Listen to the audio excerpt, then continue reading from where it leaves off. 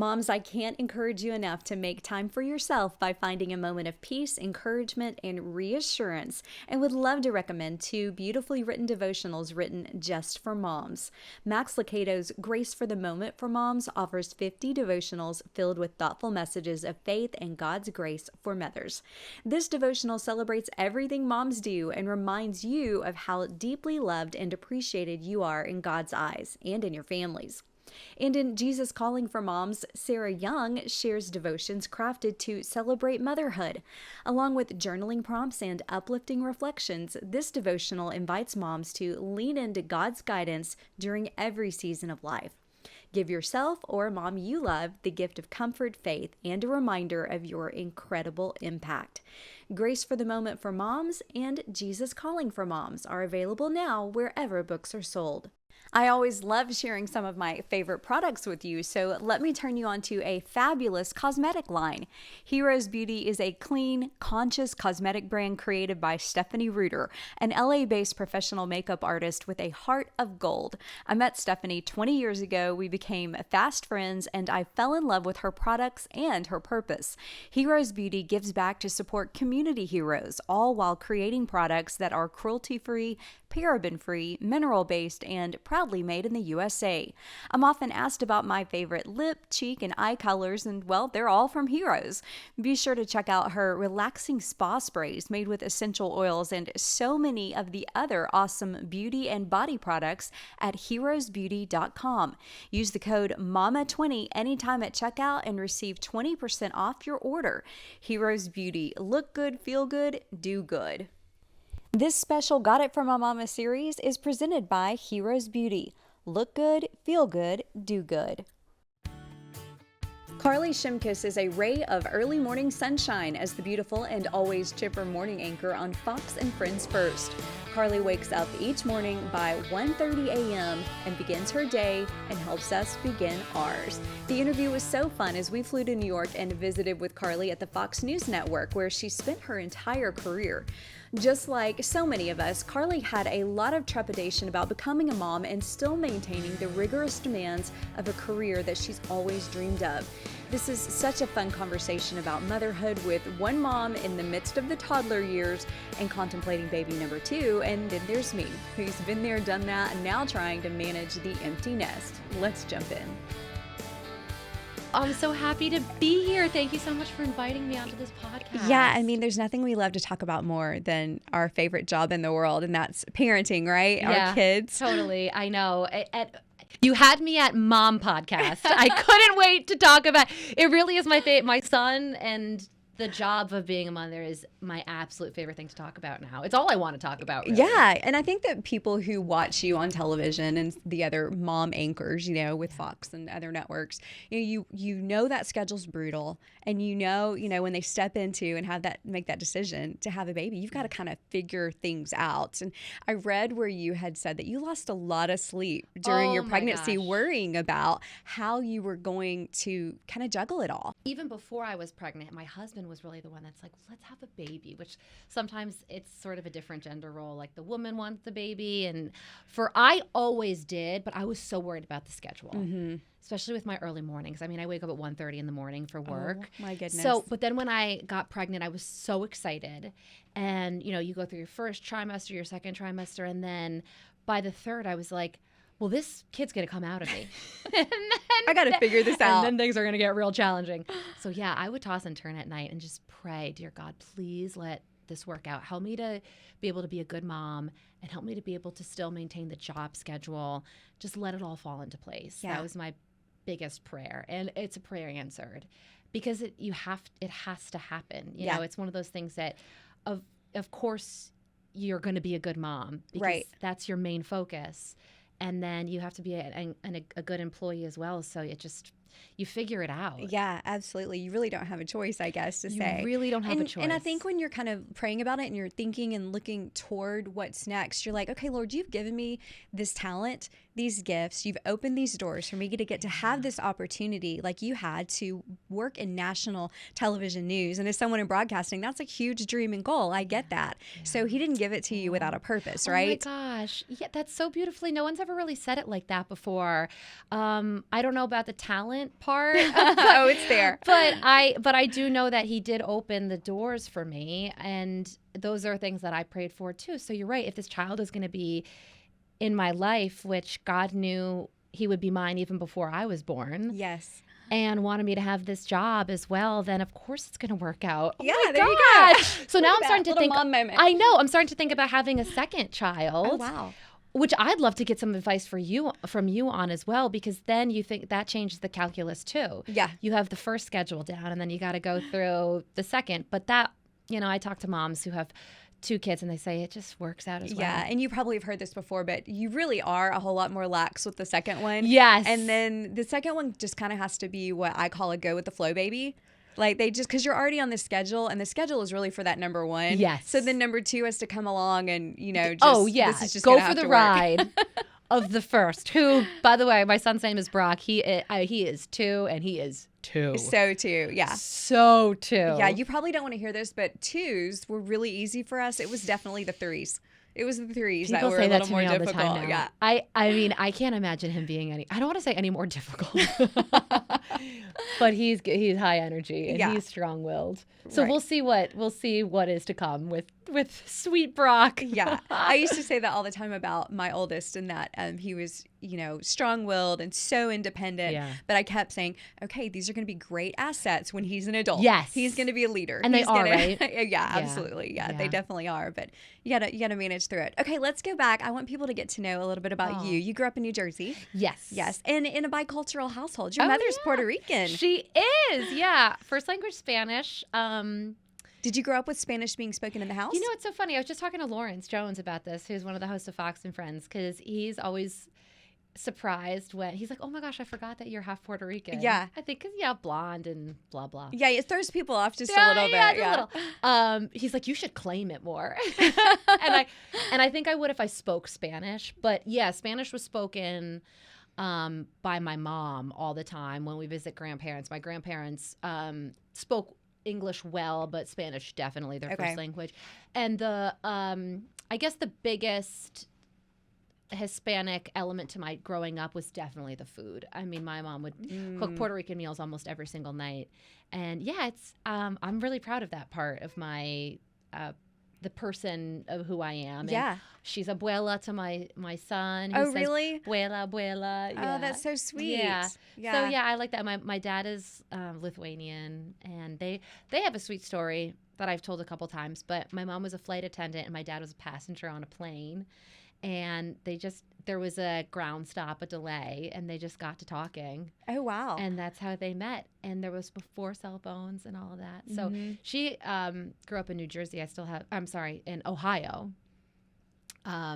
There's a steel mill in Ohio when my grandfather was younger and moved from Puerto Rico to Ohio to work at the steel mill, and had my mom and two uncles there. And I still have a lot of family in Ohio, still some family in Puerto Rico as well. So, yeah. Oh, that's fun. Have you been over there much? Well, I went. I've only been there once, and it was a trip with my husband. It was like our first vacation together. And it's so funny because there was a hurricane that happened. Before or during? Or the strongest part of the hurricane had already passed. Okay. So much that we could go and our flight wasn't delayed. But we didn't. We stayed in the hotel room the whole time. I mean, it was just torrential downpours. Torrential. Mm-hmm. So I've seen the inside of like one hotel room in Puerto Rico. Yeah, yeah. And that's about it. How do you think your mom's Puerto Rican heritage has influenced or impacted you as a mom? Really? Well, I don't know if this is a Puerto Rican thing, probably a little bit culturally, or a my mom thing, but I'm very traditional, and I love this about her. Mm-hmm. She was a strict mom. Like, you would not step a toe out of line in that house. Yeah. Very religious, and I thank God for my parents' religion to teach me. Like, I wouldn't have my faith unless they did. Mm-hmm. Or maybe you would in a different way, but it just came so easy to me. I've said this before, too, but My house was a big Fox News house. So growing up? Yeah. Oh, that's so fun. Yeah. Are they just so proud now to get to see you? I hope so. Yeah. I'm sure they are. I think they are. Yeah. So how did the journey into broadcasting begin? What did you want to do? If we had asked, let's say 12-year-old Carley, like what did you want to be when you grew up? Yeah. Well, I hope this isn't nauseating, but I wanted to work on Fox and Friends. I did. Stop it. Well, specifically? Because like I said, Fox News was on my house all the time. Yeah. Around the clock. And I know there are probably some people listening right now, I hope, who have Fox News on. And I would eat breakfast before school, before the bus came, and Fox and Friends would be on. And I'd watch Steve and Brian. It's just, they're so fun. Yeah. And then I interned in journalism. I interned at Fox News, majored in journalism, had an internship at Fox News in Washington, D.C. And then I got a job. I got a job after the internship and when I graduated college at Fox Business. And Don Imus, I was his assistant, who just is just a legend and a very unique person to work for. And I credit him so much, and I thank him so much still to this day. He's passed away because he was the first person who put me on air, and he knew that I wanted to be on air. It's tough when you work in New York. A lot of times you have to go to a small market first. Yeah, I was just thinking about the fact that your journey is a little bit different than your traditional person who's ended up in an anchor role. Yeah. Because I've done that journey with all the little markets, and then you get to a bigger market, that type of thing. But your journey, doors opened for you early. Well, the fact that you interned at Fox and then ended up, you greeted guests in the green room at one point, right? Which is, by the way, it was such a fun job. I bet that was really fun. When yeah. Like, no, you got to move to a show and like start producing segments. I was like, no. But that was really Don Imus for me. And he really, he just knew that I wanted to do it. And he had me reading viewer emails on the show. I was going to ask you, what was that very first assignment he gave you? Okay. It was reading viewer emails. And there's some clips on YouTube of me from when I was really young. That you wish weren't on there. Oh, yeah. Like so here's one story. Somebody wrote a fake, how do I say this without cursing? And saying a really bad word. When you like somebody's name, first name Ben, last name Dover, and it makes something. Yep. Somebody wrote an email in, but it was much, much worse. And I said their name and I said it on Fox Business. It's the worst swear word that you could think of. Oh, no. Yeah. At the time as you read it, you didn't realize the way the combo of the words? Imus and the whole cast caught on to it and started laughing. Oh, they probably had a heyday with that. I turned as red as this chair, 75 different shades of red. I couldn't believe it. I thought I was going to get maybe not fired, but definitely reprimanded. And I did, but they were like, Carley, you just guys, don't be so naive. I was like, I'm sorry. So anyway, yeah, you make mistakes on the... Oh, for sure. Yeah. There's those stories, right? Yeah. So where from Imus, what happened next?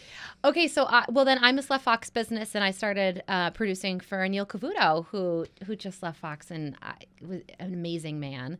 And then I got involved in radio, I think because I was working for Imus, who's a radio legend. And so I worked on this floor. This is the 15th floor. And I worked for a Sirius XM radio station. But I started to do little segments here and there on Fox News shows like Fox and Friends and Gutfeld's show Red Eye before he had the one that he has now, and Neil Cavuto's show, usually like young people things, like pop culture, Hollywood things. But I always wanted to do politics. Oh, you did? So the entertainment world and more pop culture stuff, you wanted the more serious side. I did. I mean, that's fun, but I definitely wanted to do politics. And I think it's a good starting place to just get your feet wet to do the pop culture and entertainment stories.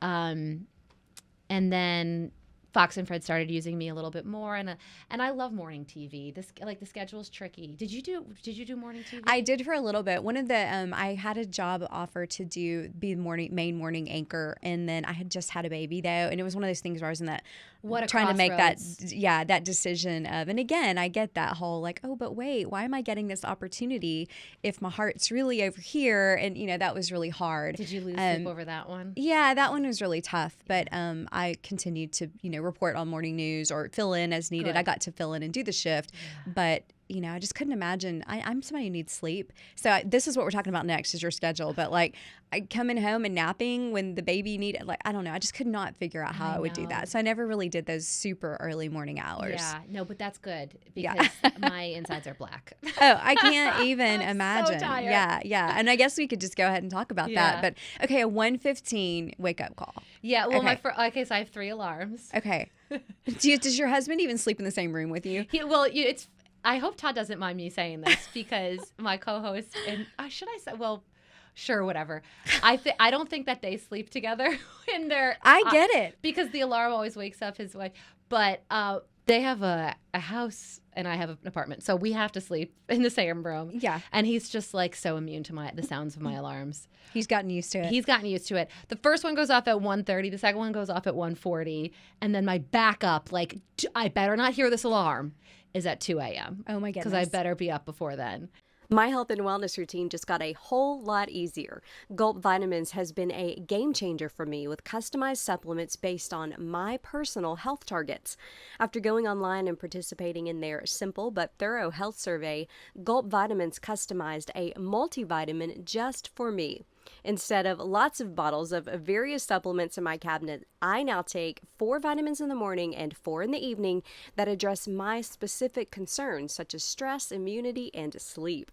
It's customized, it's easy, and less expensive than purchasing a bunch of different supplements.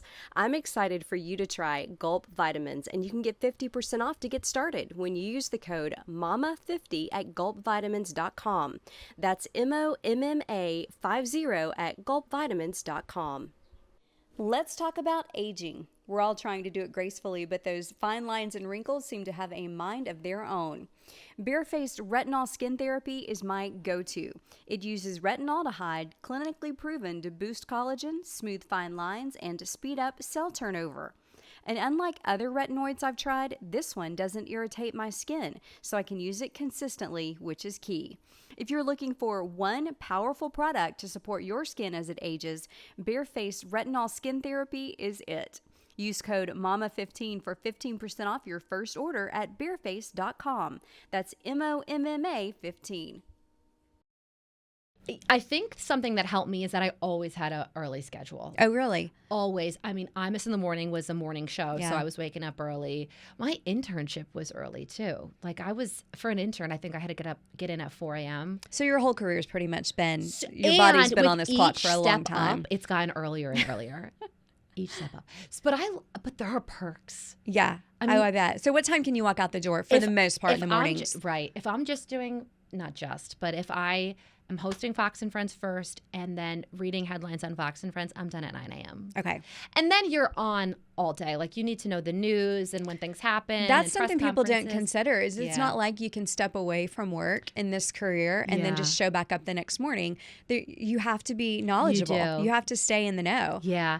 And finding that after work balance was a tricky one too, because that's where you kind of have to split your attention a little bit. Yeah. And you don't ever want to feel like that or reading emails, and because babies know when you're on the phone. Oh, I agree. Especially like this age too. Yeah. Tugging at the pants and being like, "Mama, mama." Yeah. And so when he does that, I'm like, all right, got to put my phone down and just figure out another time. So do you go home and nap at some Yes, point, or do you go to bed super early?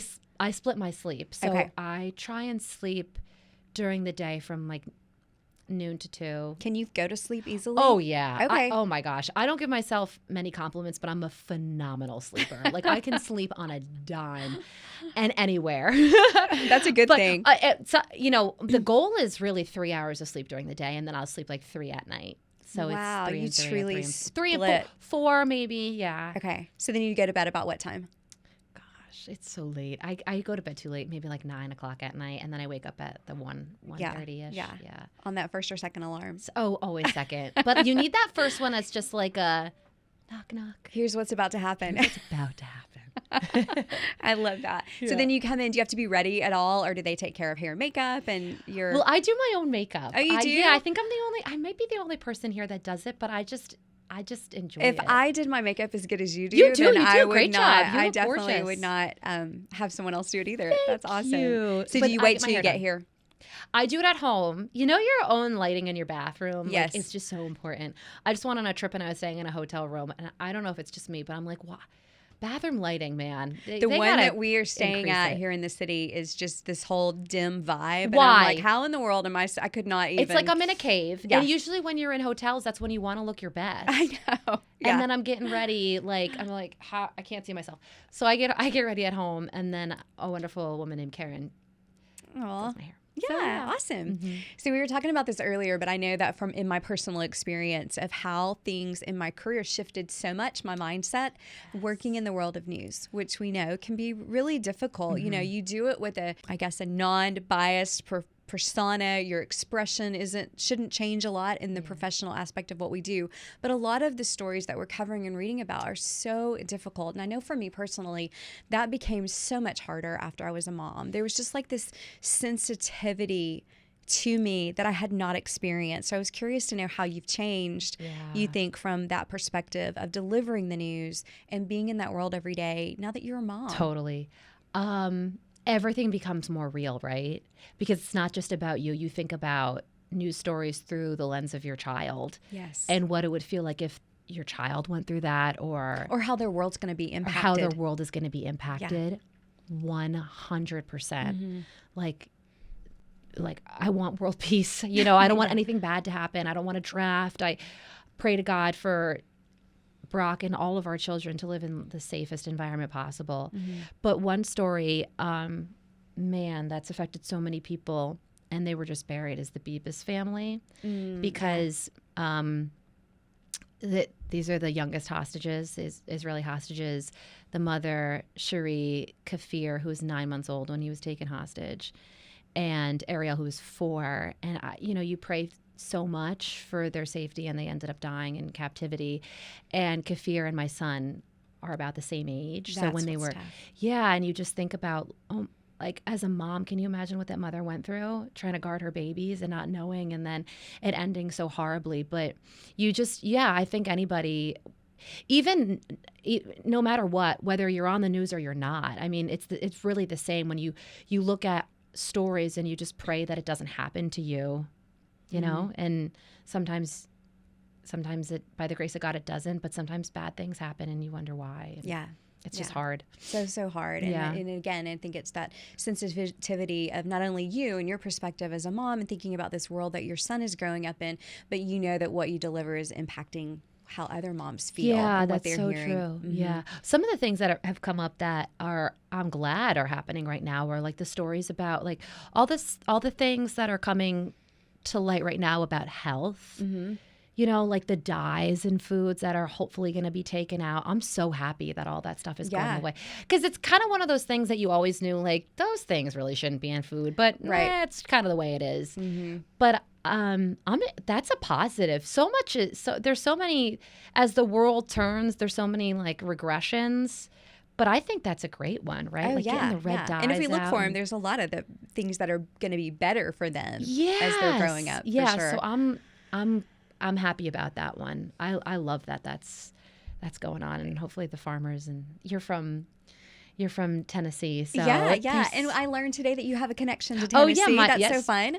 My in-laws live in Tennessee, and I'm so glad for that, because that means that Brock will get some Southern in him, and we'll get to take trips down there. I took him on his first plane ride over the summer. We went to the Nashville area where my in-laws live, and taking him on a plane was an experience that I wasn't ready for. So that was the first time? He would have been just a year old? He was, over the summer, he was a year and a half. Okay. And so I didn't anticipate what was going to happen. I knew it could have been a challenge because he's a squirmy kid. He doesn't want the car seat. Yeah. I was like, all right, I'm going to just stick a screen in front of him. You know what I mean? Like, Don't let's just judge get me. through. Don't judge me. We're on a plane. Exactly. You know, and I thought everything would be fine. And I really wanted him to nap, but that didn't happen. He threw up absolutely everywhere. What? I know. And I think he had a stomach bug, because when we landed, he threw up again. He's not like a throw up kid. So here's what happened. So I couldn't believe it. Threw up all over my husband. throw up all over his car seat, all over himself. So I didn't bring a change of clothes because I wasn't expecting throw up. This is too gross to talk about. It's a baby. It's mom talk. We're It's used mom to talk, all of it, right? So that, when people like enter your life and you're so grateful, the flight attendant was incredible. She was like helping me, like really like just clean. She was scooping the puke up. Oh my gracious. That's awful. And then a woman behind me had a toddler and gave me one of his shirts. Oh, I know. how sweet. Because he would have been just in a diaper. Yeah. So I couldn't, but how sweet is that? That's so kind. Yeah. And that family was on my flight back too. Oh, really? Yeah, the family who gave me the shirt. And I went up to her and I was like, hi, I just want to say thank you again.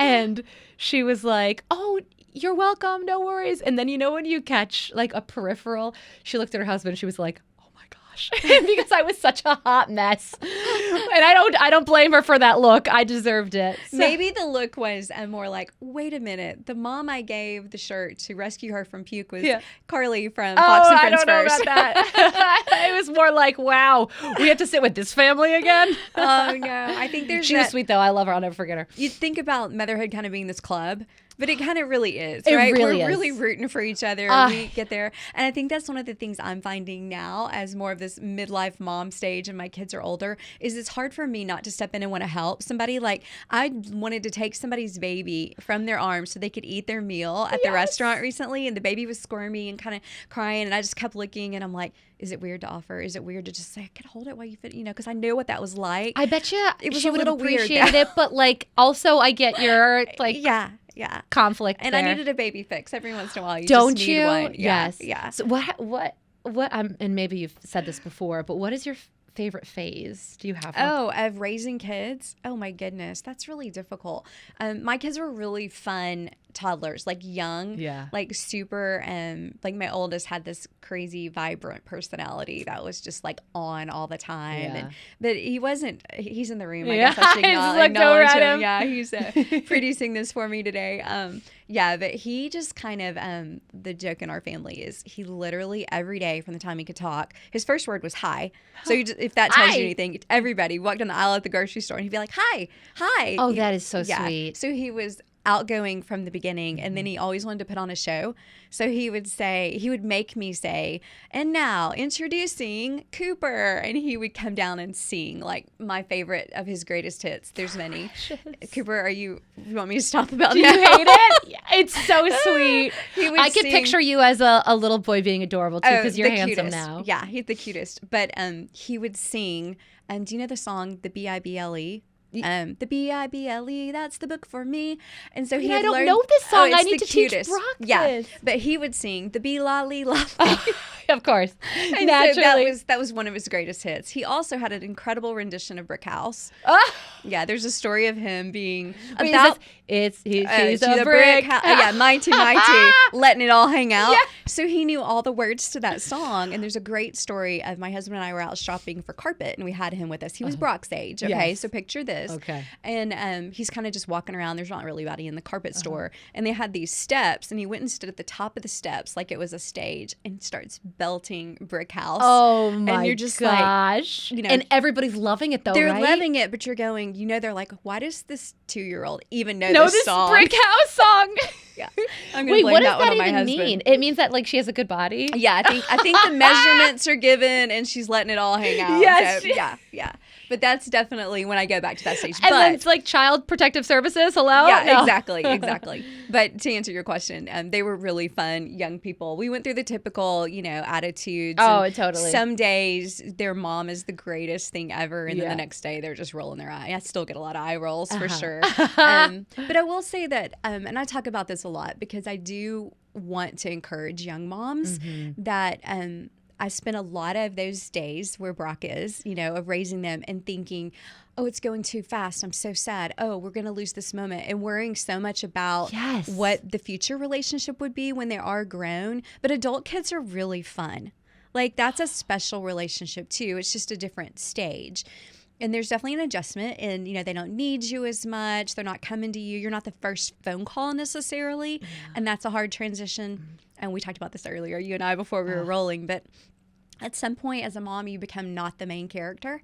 And that's hard. Yeah, you know? I know. Yeah. Well, I'm so glad that you said that, and I'm gonna remember that and take that to heart, because I run into a lot of parents now who say, and they mean it with the best of intentions, but they're like, savor these moments because they go away. Yeah. And then it always feels like there's a deadline and an end to motherhood with your child. Yeah, and it I does don't make it like sound that way. Yeah, yeah. So it's not like that? I told someone the other day, I said, I feel like I'm becoming that mom that does want to stop the young moms who are in the frustration stage of, oh, you know, there's so much to handle, or, oh, I don't know how to deal with the tantrums. And you want to be the person that's going to sing the Trace Adkins song, you're going to miss this, you know? But I'm like, I don't want to be that person. Yeah. But there's not an end. I think that's the thing. Your parenting journey isn't over. It just shifts. It does shift. Changes. And you always love your child no matter what. And there's always good things about it, right? Yeah.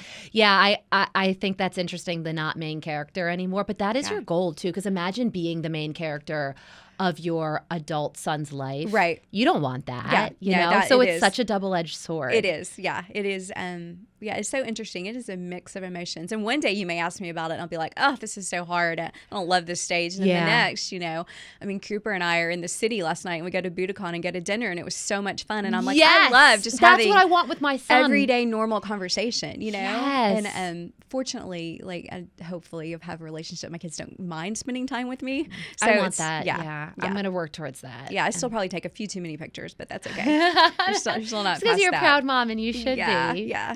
No, I am so proud of them. So thinking about another baby, huh? Yes. Yeah. Well, Brock is 2 now. Do you have siblings? I have a sister, and we're 2 years and 8 months apart. Okay. So I guess. And you like that age difference? So you think that might be good for your family? Yeah. Now I'm thinking, I'm like, my mom would be pregnant right now. That's too much to think about. Pregnant right now with me if my sister's a little older. Yeah. But I don't want Brock to be. I want him to have a buddy. You know. Yeah. And you know, he's a city kid right now. Right. Like one of his first words was taxi. Stop it. It's true. It is true. Wow. And I was surprised by it too. My nanny taught him that, and he goes taxi, taxi. But what a New York City. Yeah. Kid. Yeah. So, you know, I want him to have a buddy to navigate it all, and that's really important to me. I hope I can. You know, I hope I can have a second child. Yeah. Kind of just assumed, and then you're like, well, you don't know what's in store. But if I can, yeah. And I really feel like if I can, it's going to be a girl. Really? I do. Maybe it's because I want a girl. Yeah. Yeah. And but I'm let already me just thinking tell about you, names. if it's not, because everybody thinks the ideal situation is one of each, right? One of each, yeah. I absolutely love having 2 boys. I love having the brother dynamic. I love that they have each other. And you know, you think, oh, I'm going to miss out on, you know, the pinks and the bows. And I'll tell you what's hard though is like the wedding part of it, because you're like, oh, or like when that first grandbaby is going to be born, I'm like, am I still going to get to be as included? You know, like some of those things that you think about. But if you do have a boy, it's a pretty sweet thing. Yeah, the brother, like I bet you if I had a son, they would be more best friends. Yeah, you know, because they're the same gender. Yeah. But my mother-in-law is a big part of my life. Really? So, That's so you'll awesome. have that too. Yeah, I love that you have good in-laws. Oh yeah, she's the best. They're practically my neighbors, which is even know, better. I know. So next time I go to Tennessee, I'm going to knock on your door. That'd be so much fun. Yeah, we'll have to grab coffee or lunch or something. I would love that. Do you have a lot of support here in town? Like, how do you? I guess you have a nanny during those crazy hours, right? Or so that's how I can take manage the nap. That? Oh gosh, Sweet Pearl. She's the name of my nanny. She's a huge help, and that's how I could take the daytime nap. Yeah. And I have to now listen to white noise because it's a New York City apartment, and Brock is there, so he doesn't really know that I'm home when I'm home, or else he'd want want me, or it's difficult to like pull yourself away to go take a nap. Sleep. I'm like, oh gosh, I got to spend this time, so I'll text her before. I'll text her before I get home. And she'll put him in another room, and I'll creep into my bedroom so I could sleep. And sometimes I listen to white noise. Oh, that's the only way to do so it. you kind of sneak in, so that he doesn't know. I don't know. Do you think other people do that? Does that sound No, I think that to you? probably because then it would be difficult for you to. It's like you just got home and he wants to spend time with you, but then after you take your nap, you're probably like good to go. Good to go. And you can give him your full energy. And the sneaking in really is the product of just living in an apartment. Yeah, like you don't have a lot of space. Right. So yeah, that's how we navigate it. Yeah, she's amazing, and I have friends that I went to college in Connecticut, not too far, so a lot of my friends are local. And I was the last one to have a baby. Okay. By just a couple years, Yeah. you know, but at this phase, it's sort of but I love it because I ask all the questions, and they've been through all of it before. That's a good thing. Yeah. That's a good thing. Like Brock just he was sick for the first time. You know, he had the flu. Yeah. It's nothing to parents who've already raised kids or have kids in school, but I was like, what do I do? You know? Yeah. The first. You're pretty lucky to have made it this far without. I feel the same way. Yeah, kept him healthy. Yes. Yeah. Yes.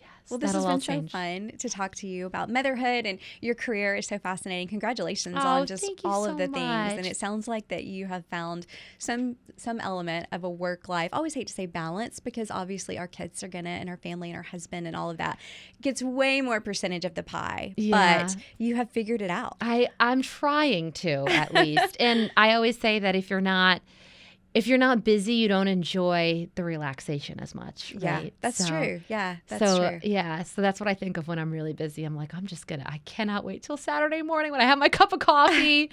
But yeah, I feel really blessed, and it's so wonderful talking to you and Thank getting you. some advice along the way about motherhood, because we all, like you said, we're all in this It's together. a community. Yeah, for all sure. on the same team. All right. Thank you, Carley. Oh, thank you so much. Great chatting.